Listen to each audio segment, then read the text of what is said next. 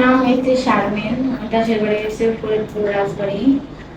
আমি হচ্ছে আমার 1.5 বছর থেকে আমার বাবা মারা গেছে। ফ্যামিলিতে আমার মা আছে আর এক ভাই আছে।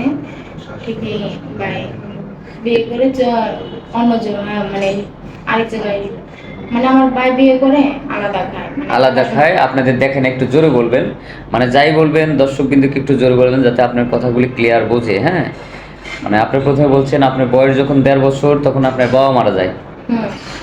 আপনার মা আপনার ভাইকে নিয়ে অনেক কষ্টে আপনাদেরকে বড় করে, তাই তো?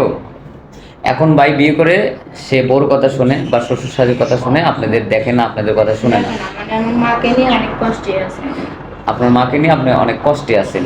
তো এখন বর্তমান মানে কি করছেন আপনি? এখন আমার মা একটু অসুস্থ। হ্যাঁ, থেকে এখন আমি আবার ছুটি কাজ করি, আবার সাইডে আবার মেশিন চালানোর কাজ শিখতেছি। আপনি জুটে কাজ করেন আর মেশিনের কাজ শিখতেছেন, মানে আপনার মা অসুস্থ।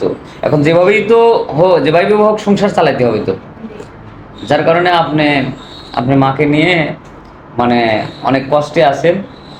মানে আপনার মার সুস্থতার জন্য আপনি জুট মেশিনের কাজ করতেছেন, পাশাপাশি সেলাই মেশিন চালানো শিখতেছেন, এই তো? সেটা একটু সুন্দর করে, একটু জোরে, মানে আপনার কষ্টের কথাগুলি আমাদের এই চ্যানেলে যারা মানে দেখে, যারা উপভোগ করে তাদেরকে একটু মানে স্পষ্টভাবে বলেন। হ্যাঁ, মানে আমার বাবা আমার 1.5 বছর থেকে মারা গেছে। আমাকে নিয়ে আমার মা অনেক মানুষ করছে, অনেক জীবন করছে। আমি অনেক কষ্টের ভিতরে আছে আমার মার নিয়ে। আমার ভাই আমার মা এত কষ্ট করে মানুষ টানুষ করছে, এখন আমার ভাই বিয়ে করে আমার মারে চিনে না, ছোট বোনটা চিনে না। আমরা এখন 2 ভাই বোন, আমি ছোট আমার ভাই বড়। এই ভাই 2 জন। ঠিকই আমার ভাই অবশেষে বিয়ে করে আমাকে এখন মিলা গেছে। আমার মা কিরা ছোট বোনকে আমি দেখে না। আমার আমার দর্শকের কাছে এটুকুই বলা, আমার মাটাই আছে শুধু, আমার মাকে নিয়ে আমি অনেক কষ্টে আছি। এমনকি আমার মাও আমার চিন্তা করে করে একটা মেয়ে থাকলে তো জানেনি কি করে। মানে একজন যুবতী মেয়ে থাকলে মার টেনশন হয়, কারণ আপনার বিয়ে শাদী হয় নাই, এমনি আমার মা অসুস্থ, আবার তারপরে এক এদিকে জায়গা অসুস্থ। থেকে আসছিল বিয়ের কথা, সেখান থেকে যৌতুক চাইছে। ঠিক আমার প্রাপ্ত নাইকে, আমার যৌতুক তো আমার মা দিতে পারবো না। কিসের জন্য বাবা অবশেষে ফালাই থেকে গেছে। এখন মাটাই আর আমি আছি, আমার মা আর আমি। সুপ্রিয় দর্শক, শুনলেন এই মেয়েটির কথা। তার মা অসুস্থ, তার মা পরের বাড়ি কাজ করে তাদের 2 ভাই বোনকে মানুষ করেছে। এখন হচ্ছে তার বড় ভাই না দেখার কারণে সে অনেক কষ্ট করছে। মানে সে জুট মিলে কাজ করতেছে, কোনো মতো দিন দিন জীবনযাপন করতেছে, যার কারণে দু চোখে কিছু না দেখে আমাদের ক্যামেরার সামনে আসছে। তো আচ্ছা আপু, এখন বিষয়টা হচ্ছে যে আপনার এই ভিডিওটা শোনেন, এই ভিডিওটা যখন দেশ বিদেশে মানে আমরা মানে পাবলিক করব, তখন তো আপনার নম্বর চাইবে। তো আপনার নম্বর আছে?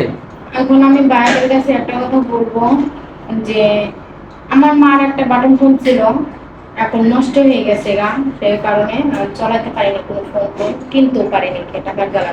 আচ্ছা, এখন যদি কোনো ভাই মনে করেন 40-45 বছর বয়স হয়ে গেছে, বয়স বেশি হয়েছে, বা তার বউ আছে, হ্যাঁ, অনুমতি আছে, এখন যদি কেউ আপনাকে এরকম মানুষ যদি বিয়ে করতে চায়, তাহলে কি আপনি বিয়ে করবেন? হ্যাঁ, অবশ্যই করবো। ঠিকই ভাইদের কাছে অনুরোধ, ভালো মনের একটা মানুষ হলে যথেষ্ট আমার, যে আমার পছন্দ করবো। অত পছন্দ নাও হইতে পারে, ঠিকই আমি দেখতে কালো, তারপরে গরিব ঘরের মেয়ে কতজনে আছে, অনেক সুন্দরী মেয়ে খুঁজে, আমি নয় কালো হয়ে যাবে। যদি কোনো বাইরে যদি পছন্দ করে থাকেন, তাহলে বাইরের নাম্বার তো অর্থাৎ যোগাযোগ করবেন, কিছুর জন্য আমার ফোন নাই।